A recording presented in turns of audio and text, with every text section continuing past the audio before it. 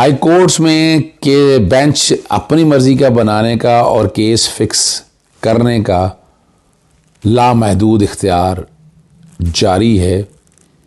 हमें supreme court की फ़िक्र लगी है, लेकिन हाई कोर्ट में ये इख्तियार जिस तरीके से इस्तेमाल करता है, बहुत से सवाल उठ गए हैं।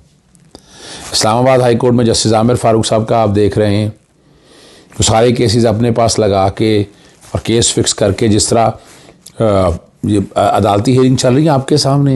लाहौर हाई कोर्ट भी पीछे नहीं है, और लाहौर हाई कोर्ट जैसे निगरान सेटअप आया उसके बाद मैं तो एक तरह से गवाह हूँ कि मखसूस जजेस के पास केस लगना और उसी के मुताबिक हियरिंग देखना, सिर्फ वही नहीं, और बहुत से मामलात ऐसे हैं कि केस की फिक्सेशन किस तरह होती है। मैं तो बहुत हक़ाइक़ जानता हूँ।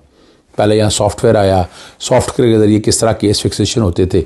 अब भी जो है पाकिस्तान तहरीक इंसाफ के हवाले से केसेस जो हैं वो मखसूस बेंचेस में लगते हैं, और जब कोई जज इंसाफ देने लगता है तो जजेस की ट्रांसफ़र और पोस्टिंग, वो सारा कुछ आप देख चुके हैं, वो रिकॉर्ड के ऊपर है। बाकी इंसाफ इस तरह देना तो नहीं चाहिए।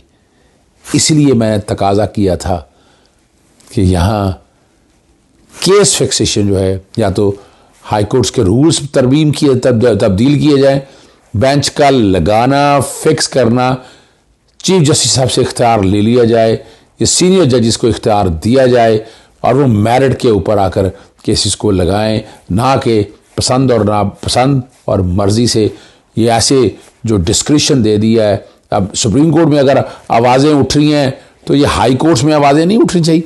हाई कोर्ट में सबसे पहले इसका इतलाक